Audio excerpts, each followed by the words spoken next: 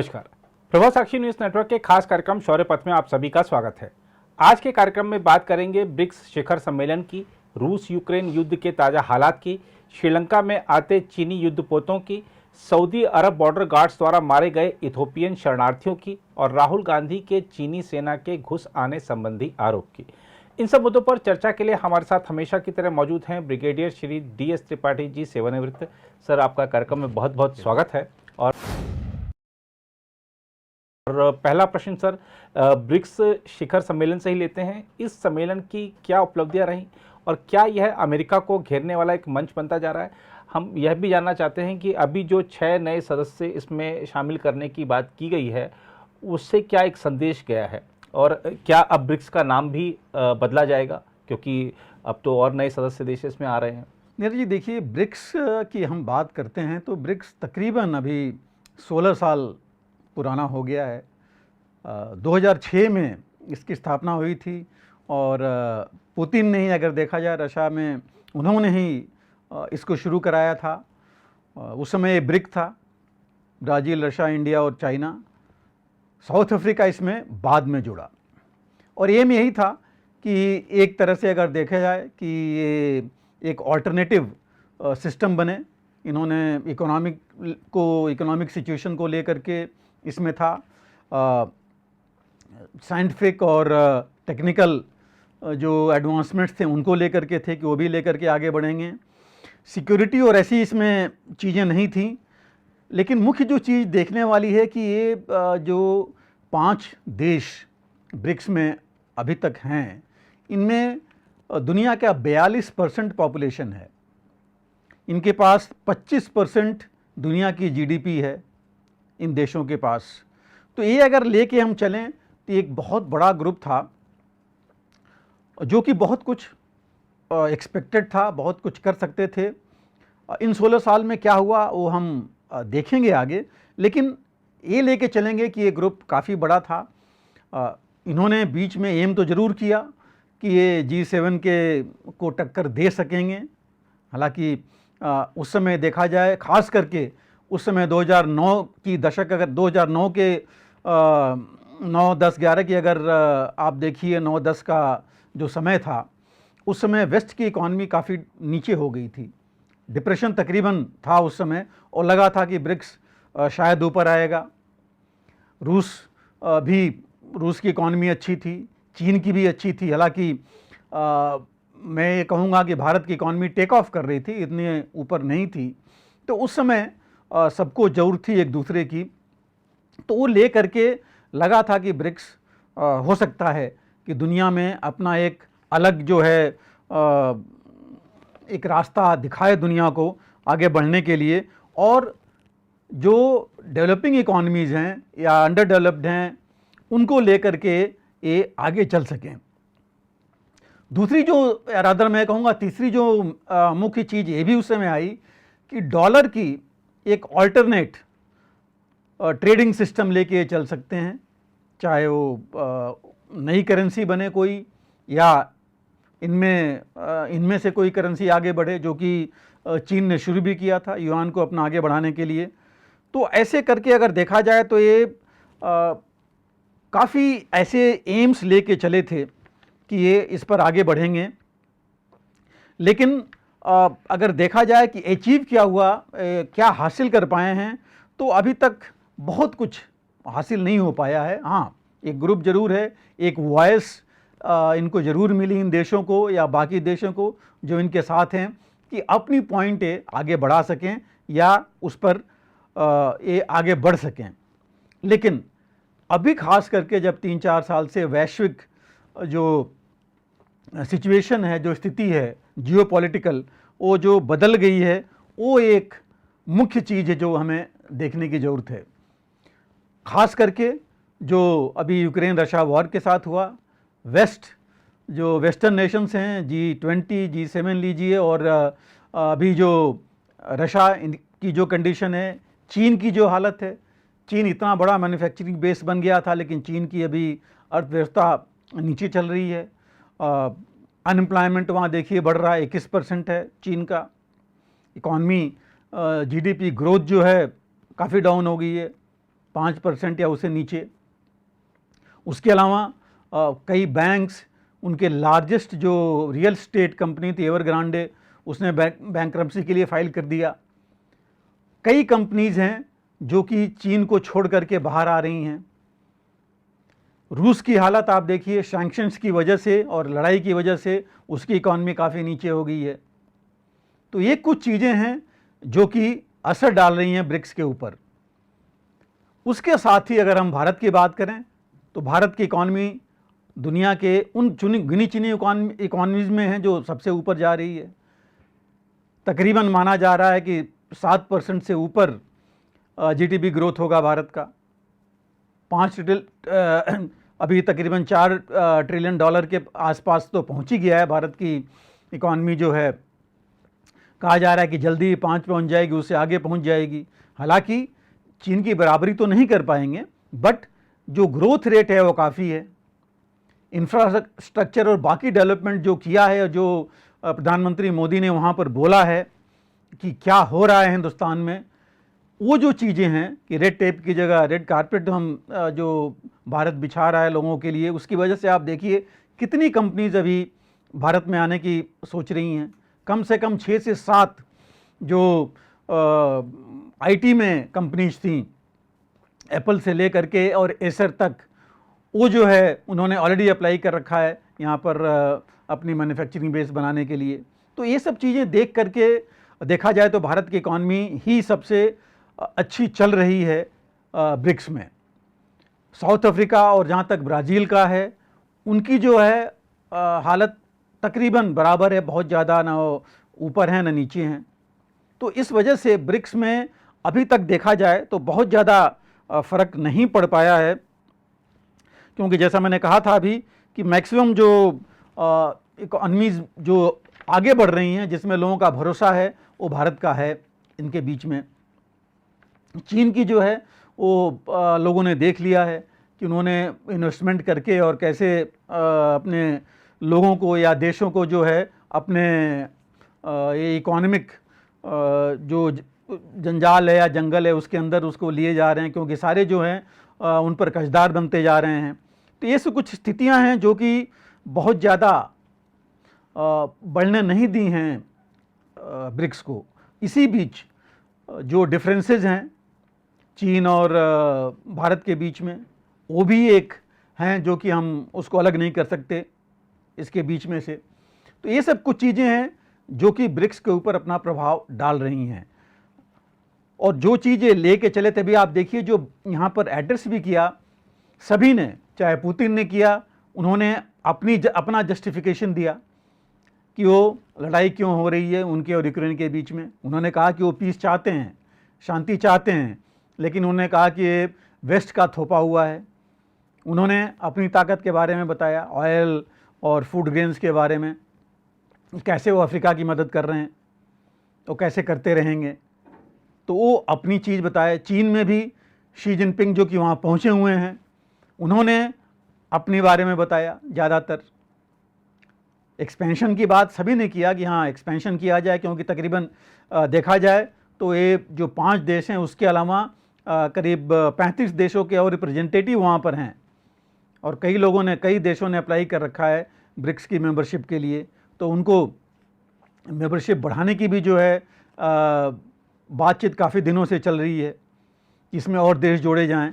M क्या होगा इसका, इन देशों को जोड़ने का, ये भी सोचने की बात है। क्या ब्रिक्स फिर रह जाएगा, या ये एक जियोपॉलिटिकल फील्ड बन जाएगा, या फिर वही ये भी जो है इकोनॉमिक ग्रुप बनेगा, या सिक्योरिटी भी लेके साथ में चलेगा। अभी जो माहौल है और जो कहा जा रहा है कि ये G7 को के बरखिलाफ़ या टक्कर दे सकता है, वो मुझे नहीं लगता कि हो पाएगा, क्योंकि G7 की जो इकॉनमी है, उनकी जो स्ट्रेंथ है अभी वो काफ़ी है। तो उसको तो हम ये जो ब्रिक्स है वो हावी नहीं हो सकता। लेकिन अगर मिल के चलेगा और सबकी सहमति आपस में रहेगी, आपस को लेकर के सब एक दूसरे को लेकर आगे बढ़ेंगे, तब ये जरूर, जैसा कि भारत ने बोला है, जैसा कि प्रधानमंत्री मोदी ने बोला है कि हम तो ग्लोबल साउथ को लेकर आगे बढ़ना चाहते हैं। सिर्फ अपना ही नहीं, यहाँ तक कि चंद्रयान 3 की जो कामयाबी कल की मिली उसका भी उन्होंने श्रेय सभी को दिया। उन्होंने कहा कि सिर्फ ये भारत के लिए नहीं है, ये सभी बाकी भी देशों के लिए, दुनिया के लिए, दुनिया के सभी लोगों के लिए। तो ये चीज़ अगर लेकर के आगे बढ़ें तो हो सकता है कि ये एक अच्छा ग्रुप बने जो कि कुछ हटकर सोचे, G7 से हटकर सोचे और जो अपने ही नहीं ग्लोबल साउथ के बारे में सोचे।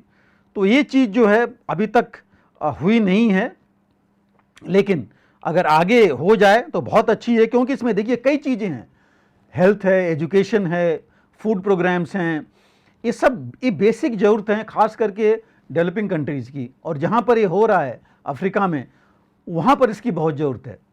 और अफ्रीका खुद ही ऐसा है जहाँ उसके पास तो बहुत चीज़ें हैं। अफ्रीका में खुद ही देखिए, उनके नेचुरल रिसोर्सेज देखिए, बहुत कुछ हैं जो एक्सप्लॉइट किए गए हैं, उनको खुद को उनको फ़ायदा नहीं मिल रहा है। ऐसी चीज़ें हैं जो कि वहाँ पर अगर उनकी मदद की जाए तो काफ़ी आगे बढ़ सकते हैं। एग्रीकल्चरल फील्ड में वो आगे बढ़ सकते हैं, मैन पावर उनके पास काफ़ी होगा, जिसको अगर स्किल करे आदमी, उनको आगे बढ़ाए तो वो काफ़ी आगे बढ़ सकते हैं। तो ऐसी कई चीज़ें हैं जिनको ले करके आगे बढ़ा जा सकता है। लेकिन जैसे मैंने कहा कि ये आज की तारीख में देखें तो ये थोड़ा आपस में एक ग्रुप में एक चैलेंजिंग ग्रुप है, जो कि इनको अगर रशिया या चाइना या भारत आपस में मिलकर के अगर एक दूसरे को अपने डिफरेंसेस नहीं लेके चलेंगे इस ग्रुप में, तब जो है मुझे नहीं लगता कि ग्रुप अपनी जो एम्स हैं उसको आगे लेके आगे बढ़ पाएगा। ऑल्टरनेटिव ट्रेड सिस्टम के बारे में बात हुई थी, यहाँ तक बात हुई थी कि कॉमन करेंसी डॉलर को कैसे हटाया जाए, उसकी जगह कॉमन करेंसी ली जाए, जिस पर अभी तक सहमत नहीं हो पाई। हालांकि ये जरूर बात हुई कि जो ब्रिक्स के देश हैं ये आपस में अपनी करेंसी में जो है ट्रेड करें, लेकिन कोई कॉमन करेंसी पर अभी तक बातचीत नहीं हो पाई। और अभी भी जो इस जो सम्मेलन हुआ था, अभी समिट साउथ अफ्रीका में, वहाँ भी ये बात नहीं बन पाई। रशिया वार, रूस की वजह से जो सप्लाई चेन का इतना बड़ा फ़र्क पड़ा है, इफ़ेक्ट पड़ा है, जिसकी वजह से दुनिया में कई चीज़ों की कमी पड़ गई, सप्लाई चेन मैनेजमेंट नहीं हो पाया। एक बहुत बड़ा मुद्दा था फूड ग्रेन्स के बारे में, जो ओपन ट्रेडिंग सिस्टम के बारे में, रिसर्च एंड डेवलपमेंट के बारे में, जिसका फ़ायदा सभी को नहीं मिल पा रहा है, कुछ ही का कब्जा है इसके ऊपर। तो ये जो चीज़ें हैं इस पर भी सहमति जो है बनी तो, लेकिन बहुत ज़्यादा नहीं हुई कि कैसे करेंगे, कैसे इसको आगे बढ़ाएंगे, वो भी एक चीज़ है। और ऐसा नहीं है कि पहले से इकॉनमी के बारे में इन्होंने सोचा नहीं था। अभी पहले आप देखिए AIIB बना था, Asian infrastructure and investment bank बना था, जिसका बेसिकली काम था इंफ्रास्ट्रक्चर डेवलपमेंट के लिए इन देशों में या डेवलपिंग कंट्रीज़ में, लेकिन वो भी बहुत आगे नहीं बढ़ पाया, वो भी वर्ल्ड बैंक की तरह ही आगे बढ़ के रह गया। ब्रिक्स में भी एक न्यू डेवलपमेंट बैंक बना था, इसका भी हेडक्वार्टर जैसे पहले मैंने बताया उसका शंघाई में था, इसका भी शंघाई में था। इसका भी एम वही था, रिसोर्सेज मोबिलाइज करना और इन कंट्रीज़ का इंफ्रास्ट्रक्चर डेवलपमेंट जो है उसको देखना, डेवलपिंग कंट्रीज़ के लिए उनके बारे में सोचना, इकॉनमी और बाकी चीज़ों के बारे में सोचना, लेकिन वो भी अभी इतना आगे नहीं बढ़ पाया है। तो ये सब जो चीज़ें हैं इनके बारे में ज़्यादा डिस्कशन की ज़रूरत थी, इनको कैसे आगे बढ़ाया जाए वो भी बहुत ज़्यादा ज़रूरी था। और अभी जो है जो नई चीज़ें हैं इनमें ये जो बैंक्स हैं ये आगे जो चीज़ें हैं ऑलरेडी इस्टेब्लिश्ड उनको लेके अगर आज साथ में चलें तब ज़्यादा अच्छा रहेगा। अदरवाइज आप देखिए जो नई ग्रुपिंग्स हैं वो कोई बहुत आगे नहीं बढ़ी। आप सार्क देखिए, आपसी जो डिस्टर्बेंस है उसकी वजह से आगे नहीं बढ़ पाया। इसीलिए ब्रिक्स अगर सॉरी आपस के डिस्टेंसेज नहीं कर पाया तो ये आगे नहीं बढ़ पाएगा। कहीं ऐसा ना हो कि ब्रिक्स का जो एक्सपेंशन हो रहा है एक जियोपॉलिटिकल प्लेटफॉर्म बन जाए चीन के लिए, जो चीन ज़्यादा चाहता है इस समय, रूस इस समय ज़्यादा चाहता है और दोनों ये दिखाना चाहते हैं दुनिया में, खास करके वेस्ट में, वेस्ट को, नाटो और यूरोप और अमेरिका को और बाकियों को भी कि काफ़ी देश हमारे साथ हैं। ज़्यादा मेंबरशिप करना, ये कहना कि 40 देश तकरीबन हैं जो चाहते हैं मेंबरशिप, एम एक वही होगा कि ये जो है ये वो उन देशों को लेकर चलें जिसमें ऑलरेडी चीन का प्रभुत्व है, और वो जो है एक मंच बनाएं कहने के लिए कि हम जो है हमारे साथ इतने देश हैं दुनिया के और इनका सपोर्ट हमें हासिल है। तो फिर अगर ऐसा होगा तो ये फिर वही मल्टीपोलर वर्ल्ड की तरफ चला जाएगा, बजाय जो ये बाईपोलर या मल्टीपोलर होने की जगह वेस्ट से कन्फ्रंटेशन लेने की बात फिर शुरू हो जाएगी। जो हम चाहते हैं मल्टीपोलर वर्ल्ड हो, और अगर ऐसी ग्रुपिंग होगी तो शायद वो एम नहीं हो पाएगा। कुछ तो यहाँ तक कुछ लोग कह रहे हैं कि कहीं ये चीन का न्यू कॉलोनिज्म तो नहीं है कि नई कॉलोनी जैसे पहले देशों का हुआ था वर्ल्ड वॉर से पहले, कि वो चीज़ शुरू हो जाए पैसे के बल पर और इनको ऐसी ग्रुपिंग बना करके। तो ये जो चीज़ हैं वो बहुत ज़रूरी है देखना कि ये उसमें नहीं जाए। हाँ, एक चीज़ ज़रूर होगी कि अगर एक ग्रुप बनता है, एक दूसरे के लिए काम करता है, सबकी जीडीपी अगर बढ़ती है, सबकी अगर खुशहाली बढ़ती है, तो एक बहुत बड़ा मंच होगा जो कि अपनी बातें कह सकता है। अगर 40 देश जैसे कह रहे हैं, अभी तो नहीं है, लेकिन अगर इकट्ठे होते हैं तो ये यूएनओ में भी अपनी वॉइस या वर्ल्ड के किसी फोरम में अपनी वॉइस एक साथ रख सकते हैं, जिसको दूसरों को सुनना ही पड़ेगा, मानना पड़ेगा।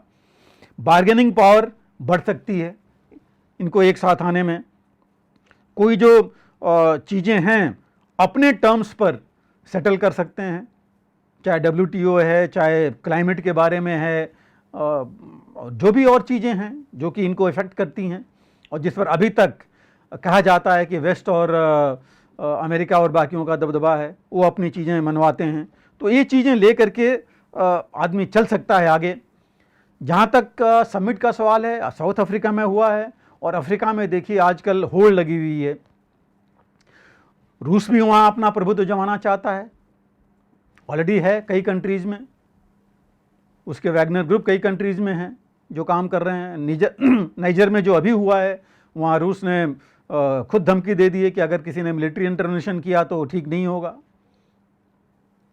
उसके साथ ही चीन ने भी वहाँ कई देशों में अपना BRI को बढ़ावा दिया है।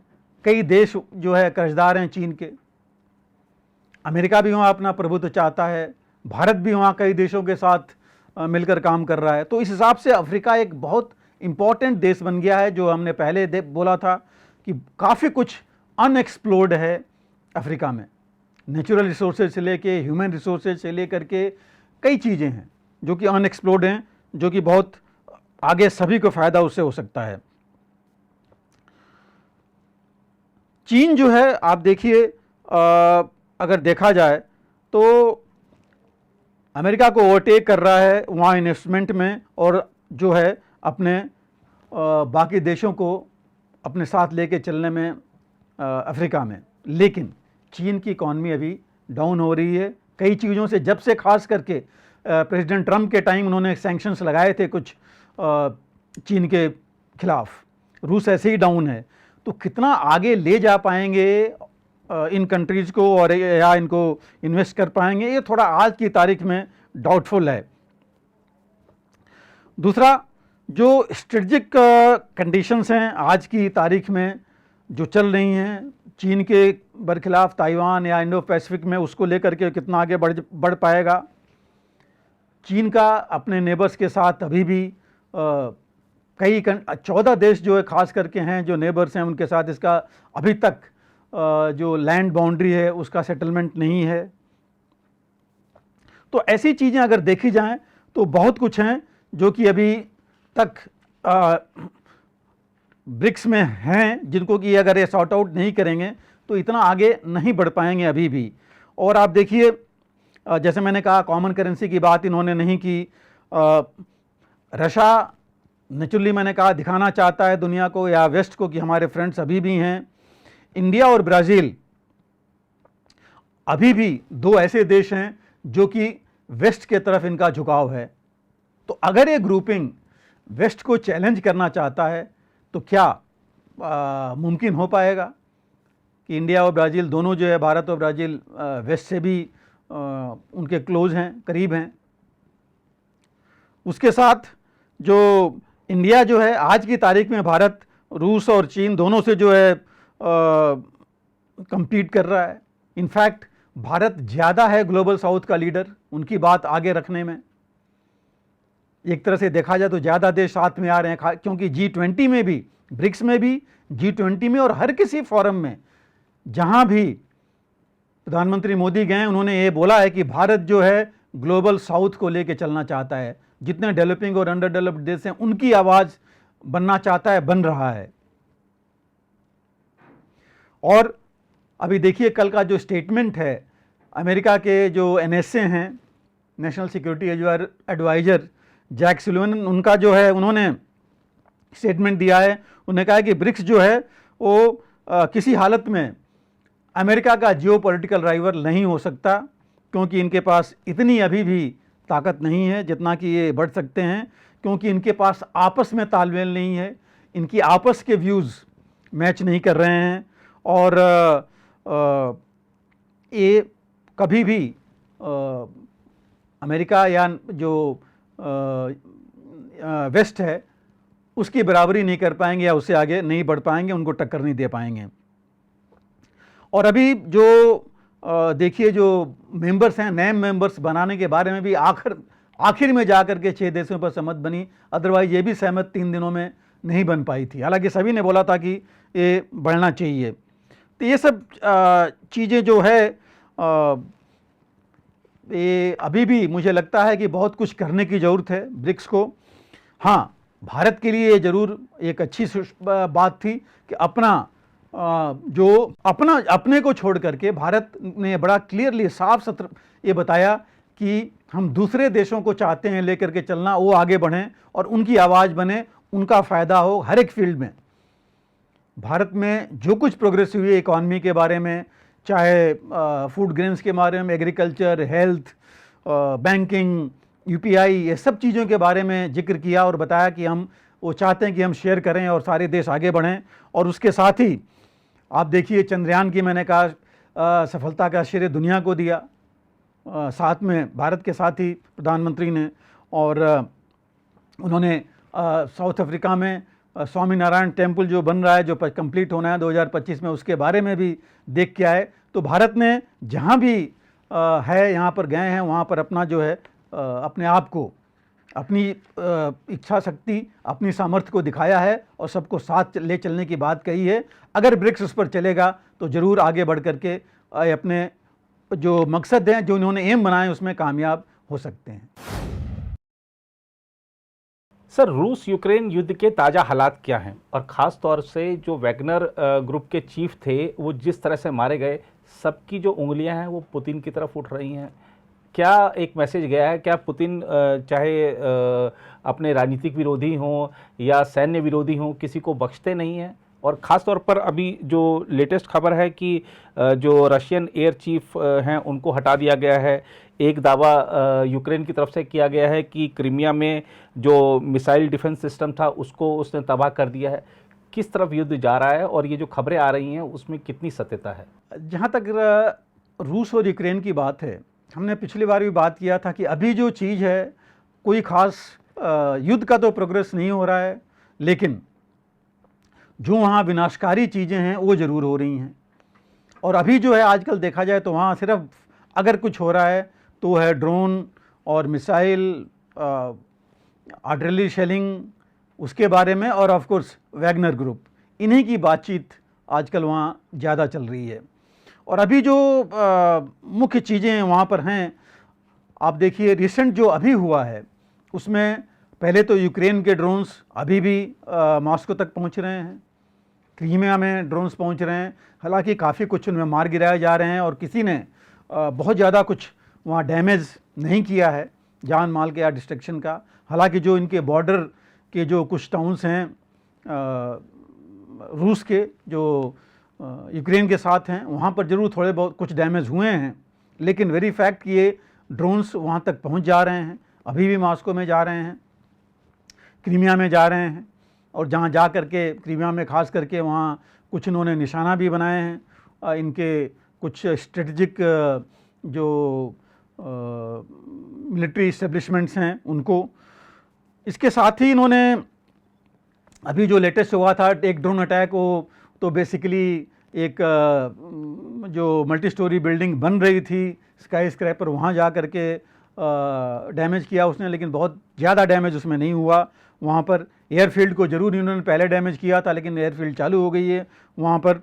तो ऐसे करके देखा जाए तो कुछ बहुत ज़्यादा नहीं हुआ है। हाँ, एक चीज़ ज़रूरी है जो कि रूस ने बोला है कि उसने यूक्रेन के जो ये सबोटियर्स हैं, ग्रुप्स हैं, दस्ते हैं जो कि जा कर के और अंदर उनके डिस्ट्रॉय करना चाहते हैं, उनको इन्होंने काबिल नहीं होने दिया है और उन लोगों को कई जगह उन्होंने उनको पकड़ा भी है। तो ऐसे करके जो चीज़ें हैं हुई हैं यूक्रेन की तरफ से। यूक्रेन ने ड्रोन से क्रीमिया के अंदर जा करके और उन्होंने दावा किया कि मिसाइल डिफेंस सिस्टम को अटैक किया है। उसके हालांकि अभी पूरी उसकी डिटेल्स नहीं आई हैं, लेकिन ये है कि उन्होंने किया है, जो इसका मतलब वो काफ़ी अंदर तक पहुंच गए हैं।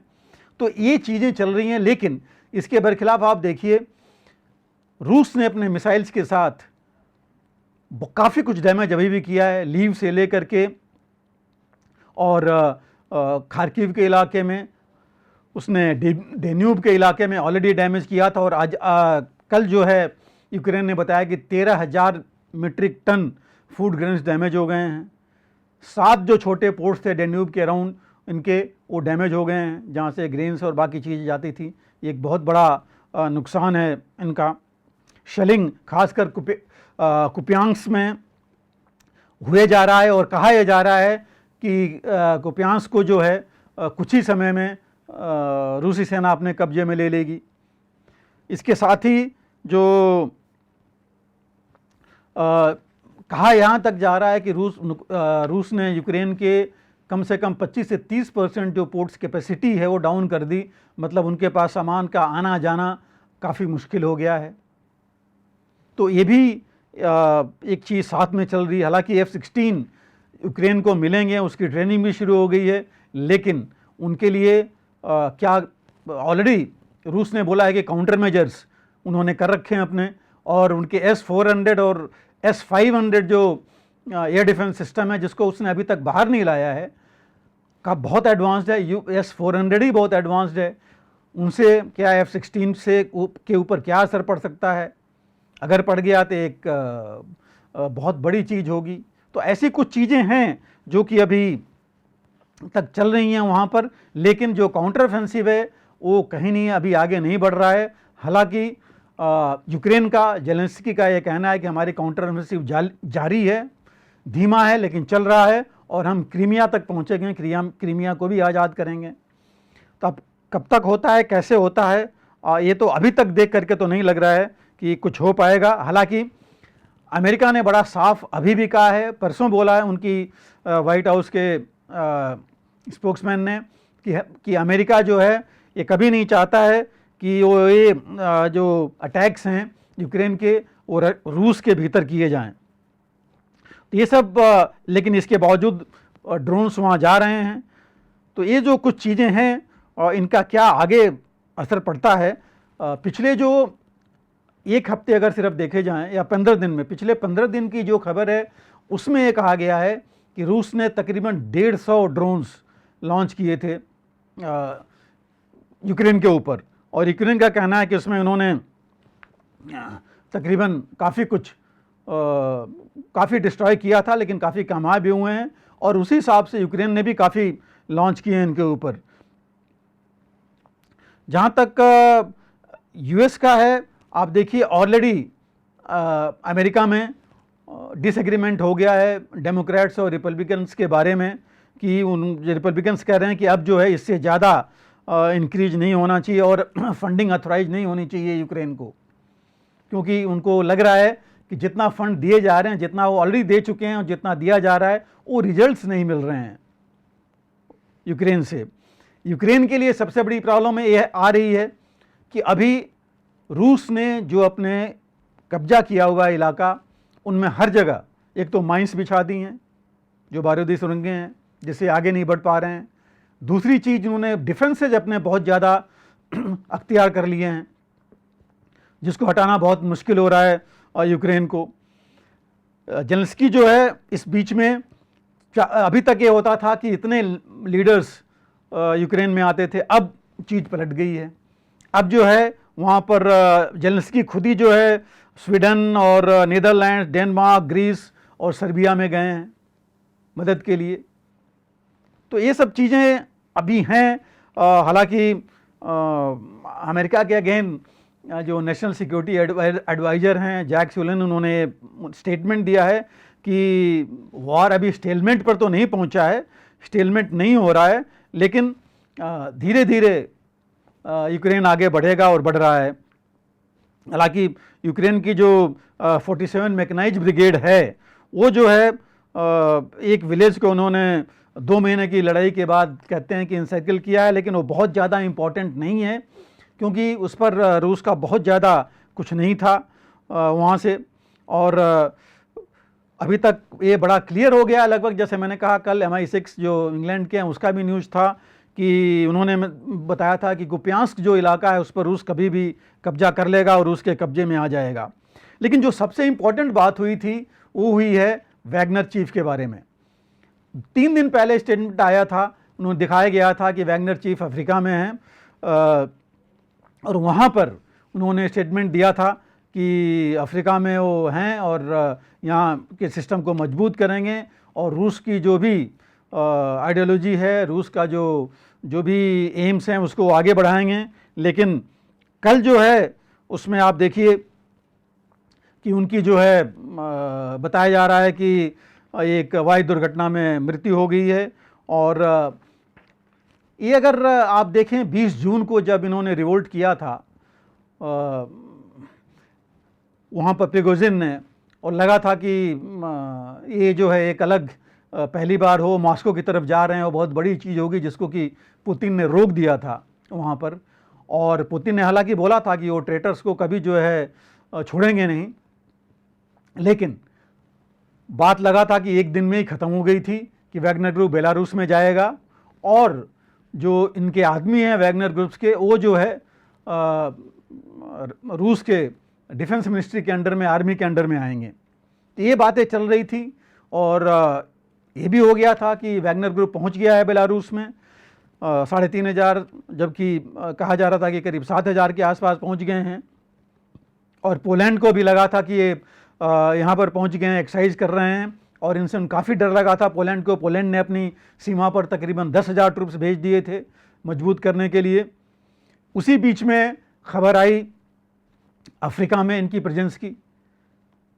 निजर में जो कू हुआ था, उन्होंने वैगनर ग्रुप से सहायता मांगी थी, माली में ऑलरेडी ये सहायता कर रहे थे, तो लगा ये था कि वैगनर ग्रुप और प्रिगोजिन वहाँ पर हैं।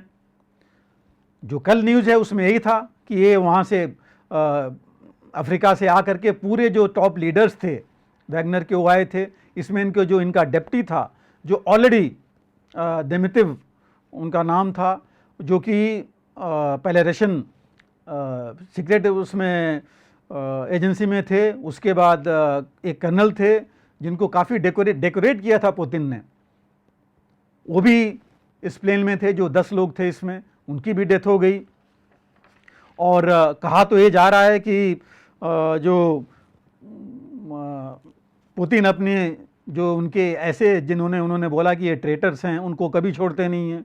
कहा, इससे पहले ये कहा जाता था कि ओपन विंडो पॉलिसी है कि जितने भी लोग पुतिन के बरखिलाफ थे, जिनको हटाना था, वो या तो किसी खिड़की से कूद के उनको जान दिए, या उनको जो है कहीं किसी बालकनी से गिर गए या गिरा दिया गया।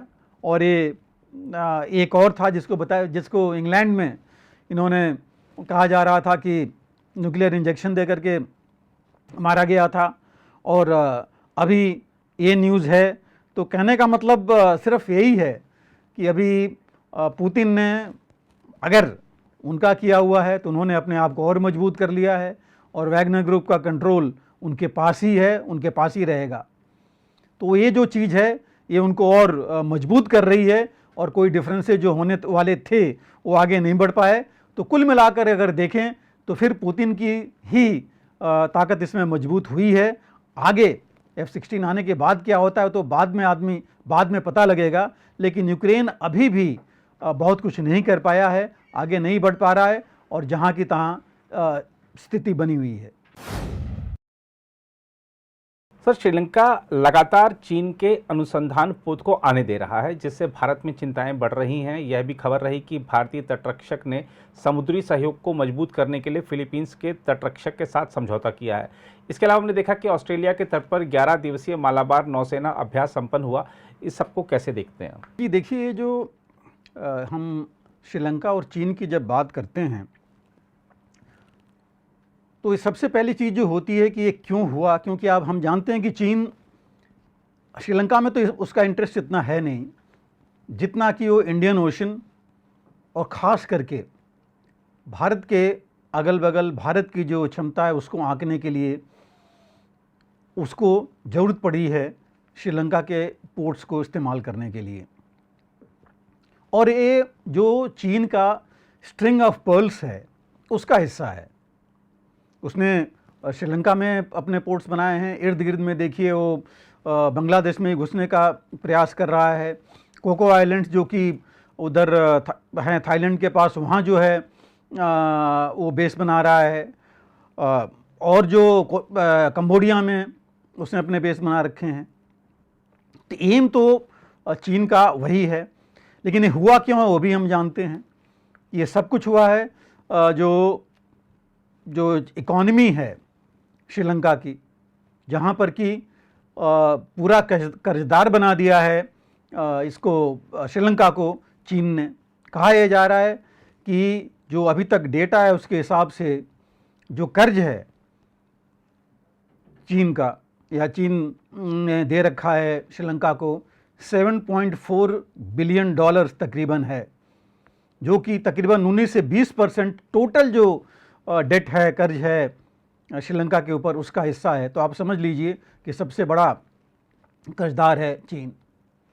और उसके एवज़ में हम सब जानते हैं कि उसने हम्बनतोता जो पोर्ट है उसको लिया था, जहां उसने तकरीबन कहा उसने उसके हिसाब से 2.9 बिलियन डॉलर खर्च किया था उस पोर्ट को डेवलप करने में। अभी जो है कोलंबो पोर्ट पर भी वो तकरीबन 500 मिलियन डॉलर्स खर्च करके वहाँ पर ट्रांजिट फैसिलिटी डेवलप कर रहा है। तो ये सारा कुछ करने पर, और उसने तो हम्बनतोता पोर्ट भी ले लिया है लीज पर श्रीलंका से। और ये आपको याद है पिछले साल 16 अगस्त को उसकी एक शिप गई थी जो कि basically satellite trekking naval vessel थी, जो कि वहाँ गई थी। भारत ने इसके ऊपर काफ़ी अपना नाराज़गी जताई थी, जिसकी वजह से डिले हुआ था। बाद में वो शिप आई थी वहाँ, लेकिन वहाँ पर आई थी और भारत ने भी बड़ा साफ बोला था कि हम भी नज़र रखे हुए हैं और काउंटर मेजर्स ज़रूर लिया था भारत ने। कितना सक्सेस मिला चीन को हम नहीं कह सकते स्टेज पर, बट ज़रूर बाधा उसको आई होगी और तभी वो चाहता है कि बार बार आए और वो डेटा अपना ले। कहा तो यह जा रहा है कि अभी जो उसकी शिप है 10 तारीख को जो आई है हैंग यांग 24 हॉ, एक शिप है जो कि कोलंबो पोर्ट पर आई है। ये भी डिलेड आई है। इसमें करीब 138 क्रू मेंबर्स हैं, बड़ी शिप है। और कहा यह जा रहा है कि ये आई है श्रीलंका के आसपास का ज्योग्राफिकल सर्वे करने के लिए। लेकिन हमें पता है कि मुख्य उद्देश्य क्या है। और इसके साथ इसकी भी, जैसे मैंने कहा पहले पिछले साल हुआ था, इस साल भी इसको विजिट परमिशन आने की देर से मिली, भारत की नाराज़गी की वजह से, भारत के ऑब्जेक्शन की वजह से। और इस साल 17 जुलाई को श्रीलंका के जो राष्ट्रपति हैं उन्होंने एक स्टैंडर्ड ऑपरेटिंग प्रोसीजर पर दस्तखत किए हैं, साइन किया है, जिसमें यही है कि डिप्लोमेटिक जो इन्होंने अप्रूवल देना है, बाहर की जो जहाज़ या एयरक्राफ्ट मिलिट्री आते हैं, सैन्य एयरक्राफ्ट या सैन्य जो ये नेवल शिप्स वगैरह आती हैं, उनके लिए एक SOP बनी है। ज़रूर उसमें भारत से भी उन्होंने बातचीत की होगी बनाते समय, उसको क्या क्लियरेंस देना है, कैसे देना है। और इसके तुरंत बाद 17 जुलाई को उन्होंने साइन किया। 21 जुलाई को वो भारत पर की विजिट पर आए थे। तो हम ये मान के चलते हैं कि ज़रूर वो बात हुई होगी इसके ऊपर, और उसके बाद ही वो यहाँ पर आए हैं, उसके बारे में जानकारी दी होगी। तो इस वजह से ये जो रिसर्च वेसल्स के नाम पर आया जा रहा है चीन वहाँ पर, उसका मुख्य उद्देश्य श्रीलंका की तो बहुत कम, लेकिन इंडियन ओशन की और भारत के बारे में जानकारी हासिल करना है, जिससे कि वो चाहे वो टारगेटिंग के लिए या अपनी मजबूती के लिए कैसे कहाँ से वार कर सकता है, कहाँ पर अपनी शिप्स, कहाँ पर एयरक्राफ्ट, क्या हमारे स्ट्रेटजिक एरियाज़ हैं, वो ज़रूर जानना चाहेगा, उनकी टो लेने की कोशिश करेगा। और अभी भी है कि एक मेरीन रिसर्च वेसल शीवान 6 है जो कि कोलंबो में आएगी, जो कि अक्टूबर-नवंबर में वहाँ पर रहेगी। तो ये रुका नहीं है कि एक बार आ करके और वो चला जा रहा है। पिछले साल से लेकर के और देखिए 1 साल के भीतर ये 2 हो गई और तीसरी भी उसकी वेसल आने वाली है। तो इस हिसाब से एम उसका यही है कि जो इंडियन ओशन है, भारत के इसके बारे में, उस इलाके की पूरी एक्सटेंसिव जो कहते हैं सर्वे, डीप सर्वे करे, और ज़रूर कुछ डेटा वो इनका भी लेगा जो कि श्रीलंका के लिए यूज़फुल होगा, उनको भी देगा। और ऑफ कोर्स मेरे हिसाब से तो अपना स्ट्रिंग ऑफ पर्सी लेकर के वो आगे बढ़ रहा है, उसके बारे में एनसर्कल करने के बारे में भारत को सोच रहा है। और जो पहले जैसे मैंने कहा कि श्रीलंका तो चीन का ऋणी है, कर्जदार है उसका, क्योंकि ऋण भी लिया हुआ है। और अभी जो मार्च में आया जो इंटरनेशनल मॉनेटरी फंड से जो इसका रीसेटलमेंट हुआ था कर्ज का, जहाँ पर इनको और पैसे मिले थे, उसमें भी चीन ने मदद किया था श्रीलंका की। तो श्रीलंका नेचुरली अभी भी चूँकि कर्जदार है, उसको चाहिए मदद, तो वो चीन के ना नहीं कर सकता।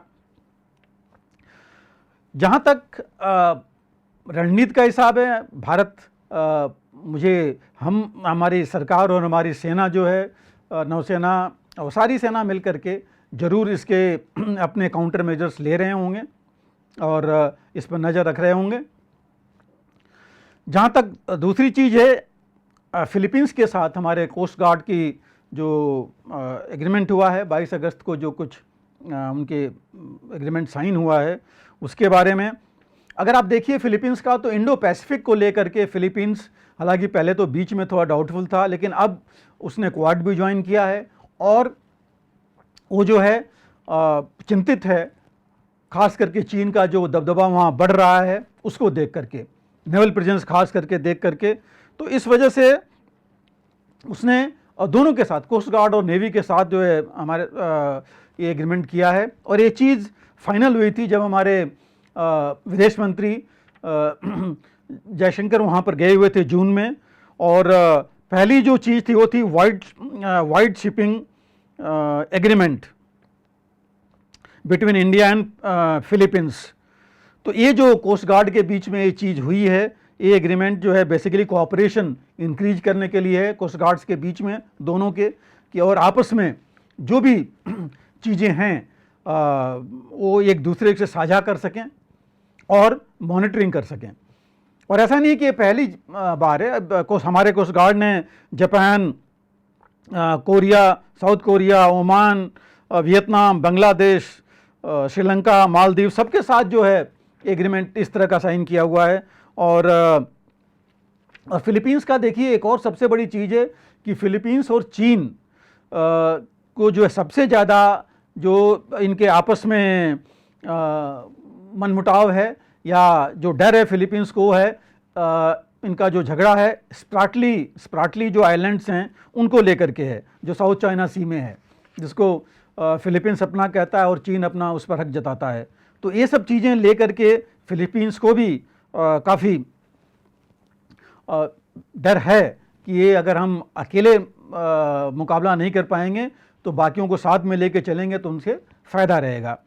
और जो एग्रीमेंट बेसिकली हुआ है वो मेरी टाइम जो लॉ हैं, इंटरनेशनल लॉ, उनके बारे में है, उनके इन्फोर्समेंट के बारे में, रिस्क और रिलीफ के बारे में है, सर्च रिस्क के बारे में है, इसके पॉल्यूशन और पॉल्यूशन रिस्पांस के बारे में है, डिफेंस इक्विपमेंट के बारे में भी है कि इंडियन जो हमारे यहाँ डिफेंस इक्विपमेंट बन रहे हैं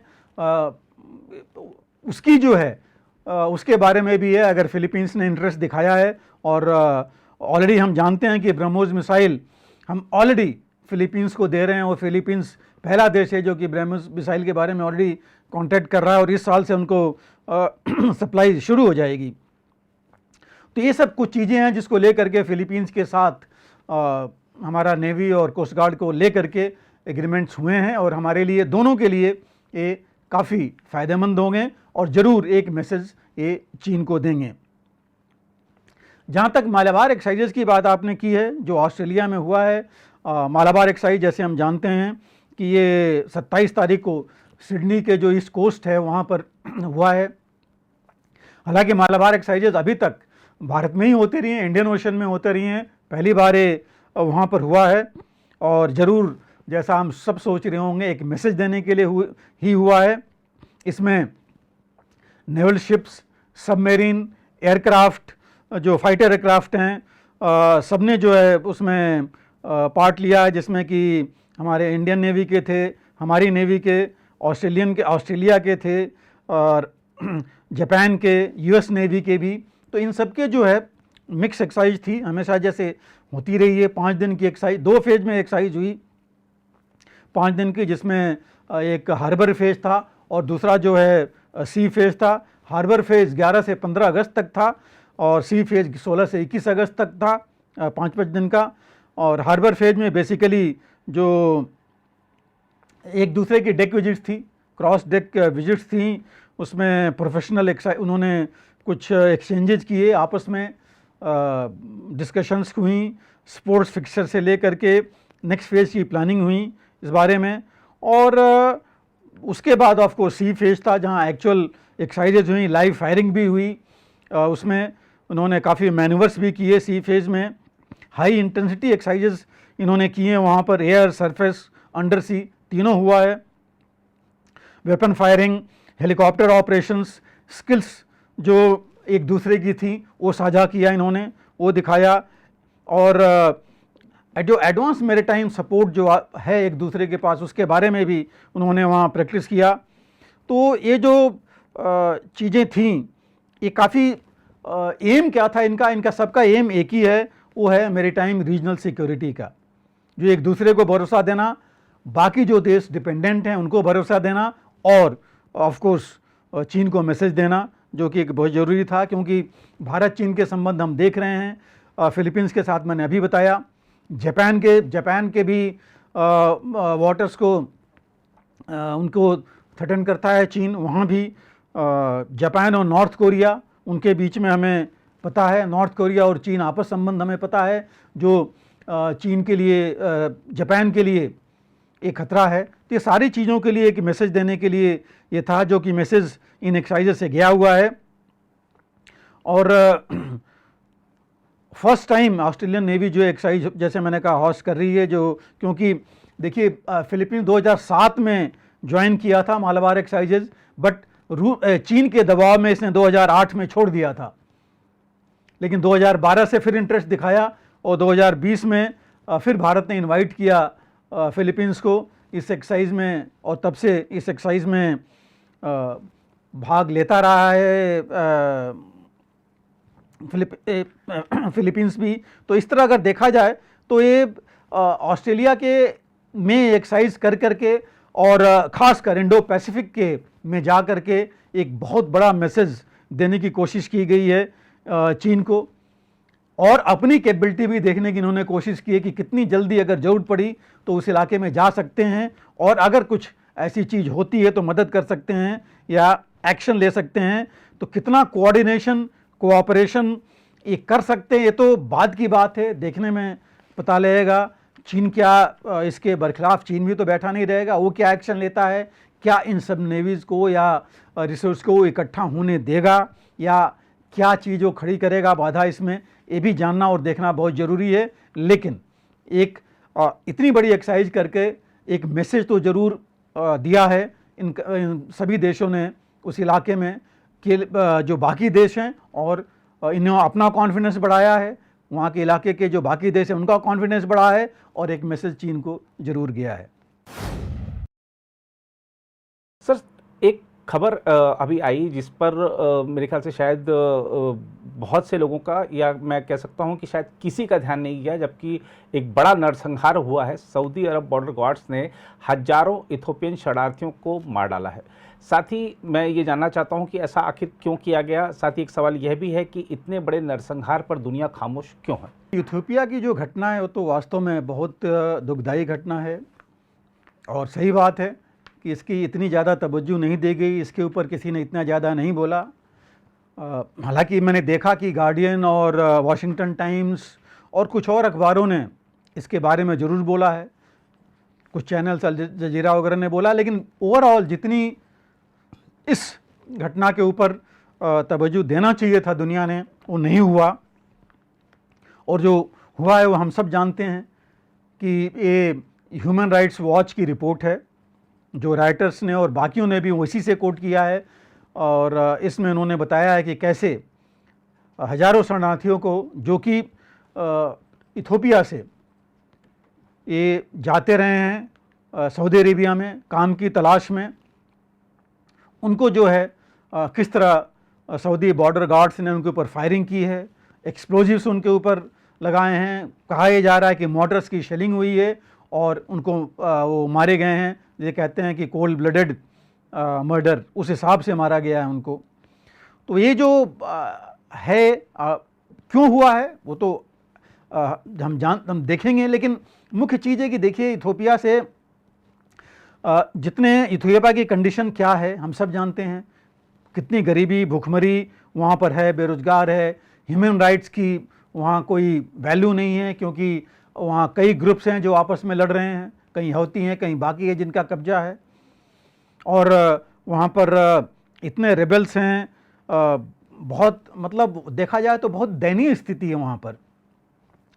और हालत है कि वहाँ की पर कैपिटा इनकम सिर्फ तकरीबन $295 पर ईयर है, जबकि यही यहाँ के लोग अगर सऊदी अरब में जाके नौकरी करते हैं तो तकरीबन $260 पर मंथ पाते हैं। तो नेचुरली वो लोग वहाँ भागना चाहते हैं, और ऑफिशियल जो फिगर है उसके हिसाब से तकरीबन 7.5 lakh Ethiopians already Saudi Arabia में काम कर रहे हैं, और मैक्सिमम उसमें लो लेवल वर्कर्स हैं, मेड्स हैं, ऐसे ही काम करने वाले हैं। लेकिन जैसे मैंने अभी बताया कि उनकी जीडीपी के तकरीबन बराबर, तो उनके जो साल की जीडीपी है एक आदमी की, उसके बराबर तो एक महीने में उनको पैसे मिलते हैं। लेकिन ये वो लोग हैं जो 7.5 लाख जिनके पास की पैसे थे, मैनेज कर सकते थे, वीसा लेकर के कागज के साथ चले गए। बाकी जो लोग हैं जो नहीं जा पाते हैं, वो आज से नहीं दशकों से ऐसे ही जा रहे हैं। और जो डेटा अभी ह्यूमन राइट्स वॉच ने दिया है, 2014 से लेकर के अभी तक तकरीबन उन्होंने कंपाइल किया है, जिसमें उन्होंने सैटेलाइट्स रिपोर्ट्स देखी हैं, लोगों से जो सर्वाइवर्स हैं उनसे बात की है, वहाँ जा कर के लोगों से मिले हैं जो ऑलरेडी पहुँच गए हैं तो यूएई में, सऊदी अरेबिया में, उनसे उन्होंने बात की है, और जो लोग बच के आ गए हैं उनसे बात की है, और तब जाके उन्होंने रिपोर्ट कंपाइल की है।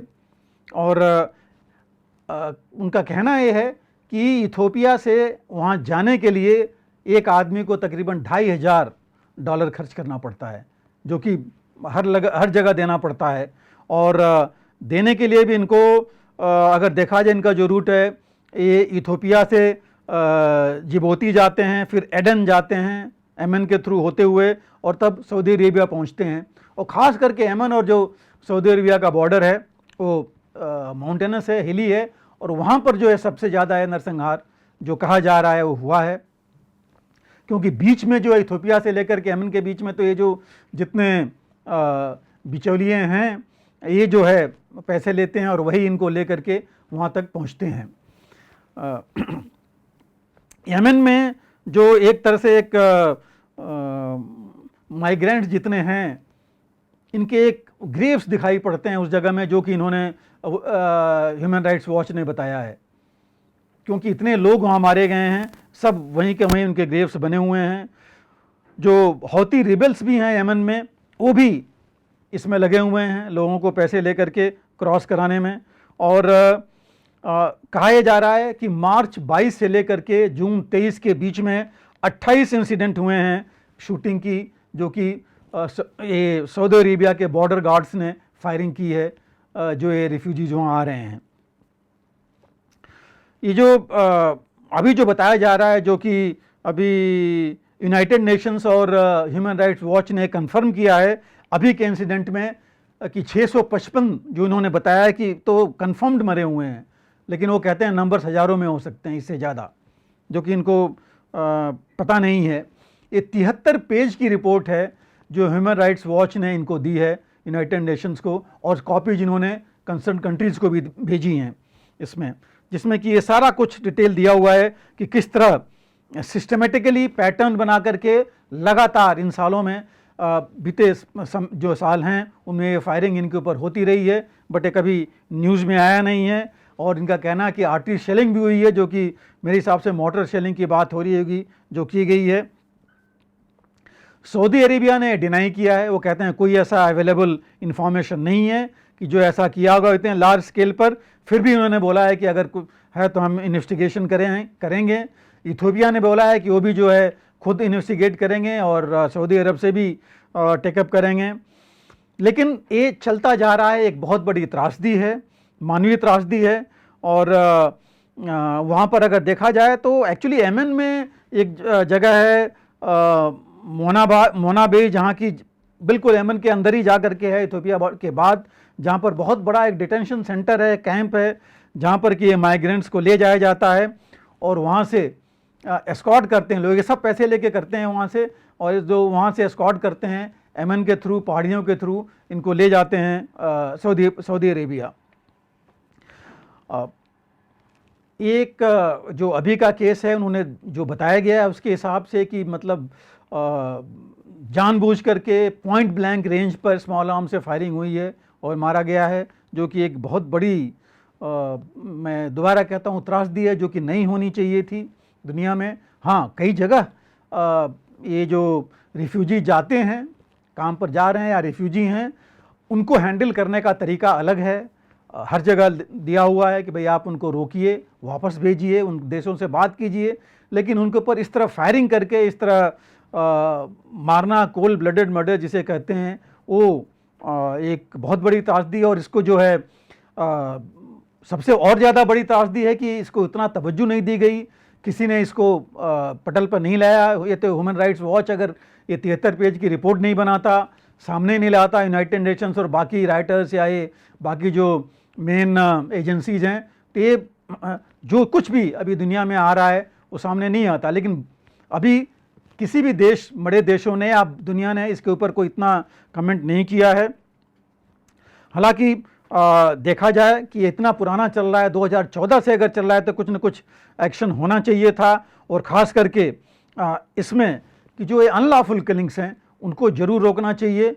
सऊदी अरबिया को भी एक कुछ कानून ऐसे अपना अगर नहीं बनाया तो बनाना चाहिए कि उनके भी जो बॉर्डर गार्ड्स हैं वो इस तरह अपने हाथ में कानून नहीं लें और डायरेक्ट फायरिंग इस तरह नहीं करें। और इतनी बड़ी त्रासदी उन लोगों के लिए जो कि आफ्टर ऑल उनकी भी ह्यूमन राइट्स है, वो अगर उस देश से दूसरे में आ रहे हैं, इन्हीं के लिए ऑलरेडी इनके यहाँ काम कर रहे हैं, अगर वो नहीं चाहिए, ज़रूरत नहीं है, तो उनको वहीं रोक करके वापस भेजा जाए। इथियोपिया और बाकी जो भी देश, यमन और जो भी देश इन्वॉल्व हैं इसमें, उनको भी मिल बैठ करके इसके बारे में बात करनी चाहिए कि ये जो ज़िंदगी है लोगों की इस तरह जो है नहीं जाए और इसको, इस त्रासदी को रोका जा सके। सर, राहुल गांधी ने हाल ही में कहा कि चीनी सेना भारत में घुसी हुई है, इस आरोप में कितना दम है? देखिए, जहाँ तक राहुल गांधी जी बोलते हैं, उनके हम सब जानते हैं, वो लद्दाख गए थे और लद्दाख में उन्होंने उनकी विज़िट थी, वहाँ पर उन्होंने ये बात कही है कि काफ़ी इलाके पर चीन ने कब्जा किया हुआ है। अगर वो 1954 से लेके अभी तक की बात कर रहे हैं तब उनकी बात सही है, क्योंकि 1954 में भारत ने अपना एक नक्शा जारी किया था जिसमें अक्साई चीन से लेकर के बाकी सारा इलाका, पीओके का इलाका अपने इलाके में दिखाया था। और डेफिनेटली 1962 और बाकी समय चीन ने कब्जा किया हुआ है, उससे पहले किया हुआ है, तो ये ज़रूर कब्जा है, इसमें कोई शक नहीं है। बड़े इलाके पर किया, बड़े हिस्से पर किया हुआ है। अगर अभी की बात होती है 2020 के बाद की, जिसकी हम बात कर रहे हैं, या 2017 में जो पहले गलवान की हुई थी या उसके बाद, तो मैं नहीं कहूँगा कि बहुत बड़ा कब्जा हुआ है। ज़्यादातर जो है कुछ इलाकों में ज़रूर है, ज़्यादातर ये नो मैंस लैंड का जो इलाका था उसमें कब्जा हुआ है, लेकिन बहुत ज़्यादा नहीं है। और उसी के लिए देखिए बातचीत चल रही है। जो 19वीं राउंड बातचीत अभी हुई है कोर कमांडर लेवल की, ये उसी लेवल में थी। फॉलोअप भी हुआ है उसका, क्योंकि फिर उसके नीचे लेवल पर जो डिविजनल कमांडर्स थे, मेजर जनरल लेवल पर, उसकी बात हुई। जो ट्राई शक्ति कोर है उसके एक डिवीजन्स की डिवीजन कमांडर और एक आरआर के जो आईजी हैं, जो हमारे मेजर जनरल, ये फोर्स पहले जेएनके में थी लेकिन अभी उसको लद्दाख में लगाया गया है। इनसे वहाँ पर उस लेवल पर ही बात हुई और नीचे लेवल पर भी बातचीत चल रही है। अगर, क्योंकि कोई काम अगर करना होता है तो उसकी निटिग्रिटी बहुत ज़रूरी है कि एक्चुअल ग्राउंड लेवल पर कैसे काम होगा। सिर्फ बात कर लेना कहाँ पर कैसे करेंगे, ये चीज़ तो हो नहीं पाएगी। और सबसे बड़ी समझने वाली बात यह है कि डिमार्केशन कहीं पर नहीं हुआ है। 2054 के नक्शे में भी हमने ग्राउंड पर कोई डिमार्केशन नहीं किया था। इससे पहले अंग्रेज जो करके गए थे, सिर्फ एक मोटी लाइन उन्होंने ड्रॉ कर दी थी नक्शे पर, और वो मोटी लाइन कहीं 100 मीटर है तो कहीं 1 किलोमीटर तक मोटी है। तो इसलिए कोई डिमार्केशन था नहीं। लेकिन हम ज़्यादा पीछे इन सब चीज़ों में नहीं जाएंगे, हम ऑलरेडी इस पर काफ़ी बातचीत कर चुके हैं। राहुल गांधी जी भी जानते हैं, उनको भी सब पता है और वो भी हालात से वाकिफ़ हैं। तो इसीलिए मैंने कहा कि अगर 1954 के नक्शे की बात करते हैं जो देश ने जारी किया था, उसके बाद से तो यस कब्जा है। लेकिन फ़िलहाल अभी जो हुआ है उसमें जो यही इलाके में कह रहा हूँ, वो नक्शे की वजह से, डिमार्केशन नहीं होने की वजह से जो भी है वो हुआ है। और अभी जो बात चल रही है, देखिए वो मेन चल रहा है डिसएंगेजमेंट ट्रुप्स का, और जो बहुत ज़रूरी है वो जो डिस्कलेशन है इसका, अपने टेंशन्स का, टेंशन भी हमने डाउन करना है आपस में और ट्रुप्स भी कम करने हैं। तीसरी चीज़, हमको अपनी जो पोजीशन है हमारी उसको सेफगार्ड करना है। सिर्फ हम ट्रुप्स को विड्रॉ नहीं कर सकते, हमें ये भी करना बहुत ज़रूरी है कि हम अपनी जो है मजबूत स्थिति बनाए रखें। और इसीलिए भारत बार बार कह रहा है कि जो पिछली जो स्थिति थी 2020 की, वो स्थिति उस पर जाएं, उससे पहले जाएं, जो उसके पहले की स्थिति थी, जो चीन नहीं चाहता है।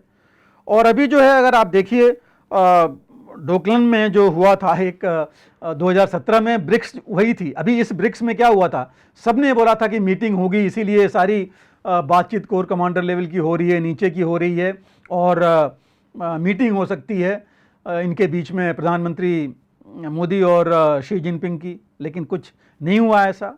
दूसरा जो है, अगर आप वापस जाइए 2017 में डोकलाम इंसिडेंट हुआ था, उस समय जो है ब्रिक्स समिट में मीटिंग हुई थी और पुल बैक की बात हुई थी कि पुल बैक होगा, लेकिन बाद में जो एक्चुअल पुल बैक हुआ तो पूरी तरह पुल बैक नहीं किया चीन ने।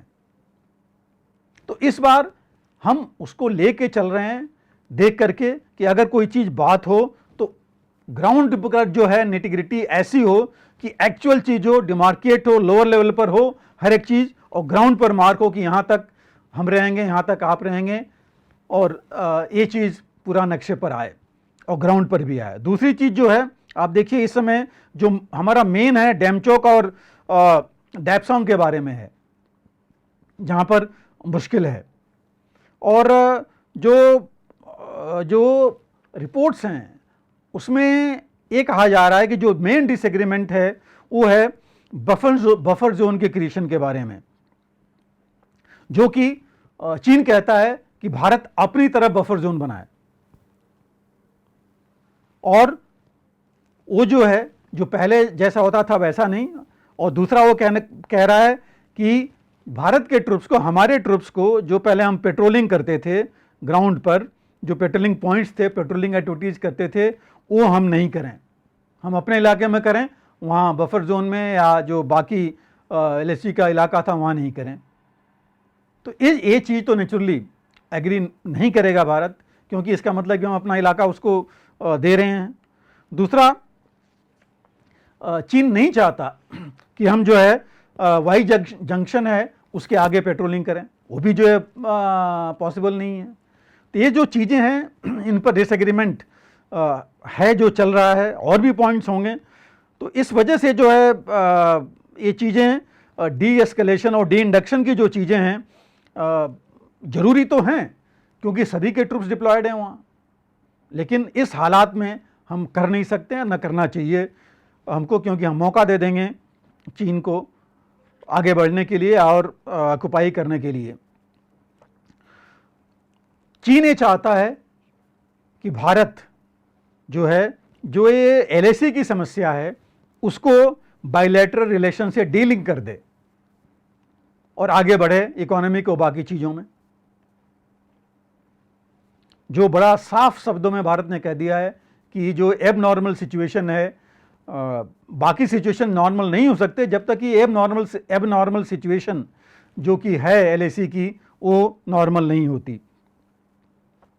दूसरा जो है उसमें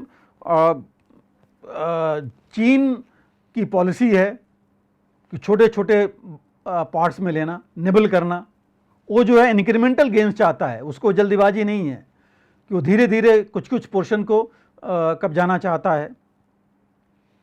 और वो अपनी जो कोअर्सिव एक्शन है वो बनाए रखना चाहता है। वो जैसे ट्रुप्स भेजता है, आकर के गुत्थम गुत्था कराता है हाथ एक दूसरे के ट्रुप्स के साथ, तो वो चीज़ वो छोड़ना नहीं चाहता है। जहाँ तक ऑप्शन से, हमें ये टॉक्स तो कंटिन्यू रखनी चाहिए आपस में। LAC में जो हमारी पोजीशन है उसको हमें बरकरार रखना है। हमें यही कहना है कि हम जो बाकी स्थिति है उस पर वापस जाएं और जो हमारा नक्शा है 1954 का उसके बारे में बात करें। हमको LAC के ऊपर, अपने इंफ्रास्ट्रक्चर पर इन्वेस्टमेंट जारी रखना चाहिए उसके ऊपर, और जो हमारे डिफेंसेज हैं उनको एनहांस करना चाहिए, उनको मजबूत करना चाहिए। बफर जोन को अगर हम लेते हैं उसको हम टेम्परेरी मेजर लेना चाहिए, ये परमानेंट मेजर नहीं लेना चाहिए। ये टेम्परेरी मेजर जब तक कि हम एक्चुअली सॉल्व नहीं करते उसके हिसाब से चलना चाहिए। और जो हमारी पेट्रोलिंग है डेमचोक, डिस्पांग या वाई जंक्शन की, उसको हमें रिज्यूम करना चाहिए, वो बहुत ज़रूरी है। नहीं तो चीन अपना बढ़ाता रहेगा, हम ऑब्जर्व नहीं कर पाएंगे, अपनी एक्टिविटीज़ करता जाएगा जो उसने किया है। एक उसने मेन रोड हाईवे बना लिया है, वहाँ से कई उसने पेरीफेरल्स और लेटरल रोड्स बना दिए हैं अपनी पोजीशंस तक। तो हमको भी अपनी पोजीशन मजबूत करनी है इसके ऊपर, और जो है स्टेटस को के लिए अभी फ़िलहाल पुश करना बहुत ज़रूरी है उनको। अभी तक हमें ट्रुप्स डी इंडक्ट नहीं करना चाहिए मेरे हिसाब से, क्योंकि चीन डी इंडक्ट करके बहुत जल्दी री इंडक्ट कर सकता है, वापस आ सकता है अपने ट्रुप्स को लेकर के, क्योंकि इंफ्रास्ट्रक्चर उसने बहुत ज़्यादा डेवलप कर रखा है। हम अभी डेवलप कर रहे हैं, उतना नहीं कर पाए हैं। कुछ पोजीशन अभी भी ऐसी हैं जहां हमें 2 से 3 दिन लग जाते हैं जाने में। तो उस समय इसलिए हमें जल्दीबाजी में डी इंडक्ट नहीं करना चाहिए, क्योंकि री इंडक्ट हमारे लिए इतनी जल्दी पॉसिबल नहीं होगा। अगर करना भी है तो उन जगह से करना चाहिए जहां पर कि हम फ़ायदे में हो, हम जल्दी री इंडक्ट कर सकें एज कंपेयर टू चाइना से बरखिलाफ। तो ये बहुत ज़रूरी है इसके बारे में।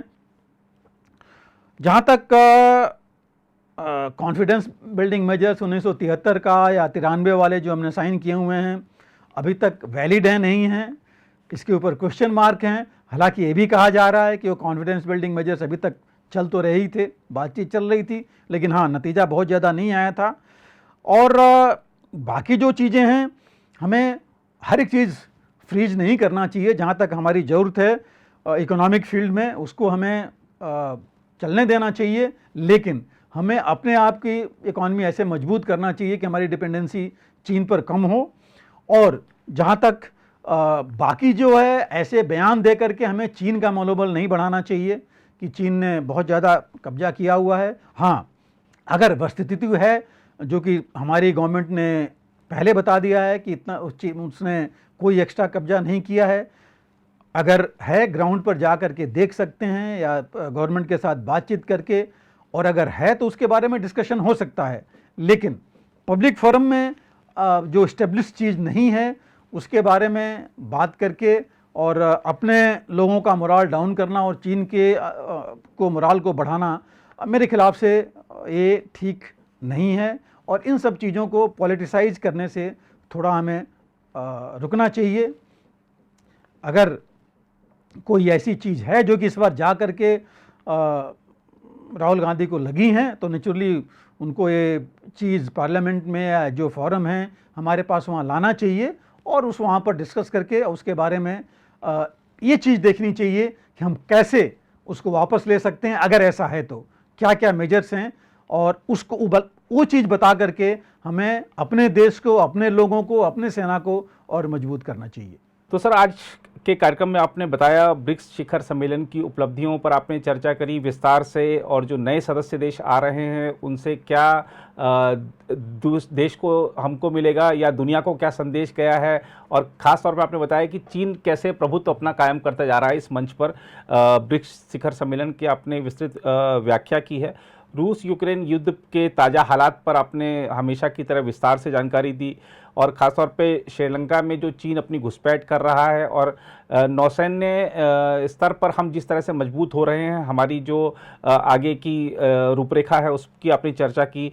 साथ ही सऊदी अरब बॉर्डर गार्ड्स ने जिस तरह से इथोपियन शरणार्थियों का नरसंहार किया है उसके कारणों पर आपने विस्तृत जानकारी दी। इसके अलावा आपने जिस तरीके से बताया कि चीन घुस आया है, ये जो आरोप है वो किस तरह से मिथ्या है, आपने तथ्यों के साथ इस संदर्भ में जानकारी दी है हमारे दर्शकों को, पाठकों को।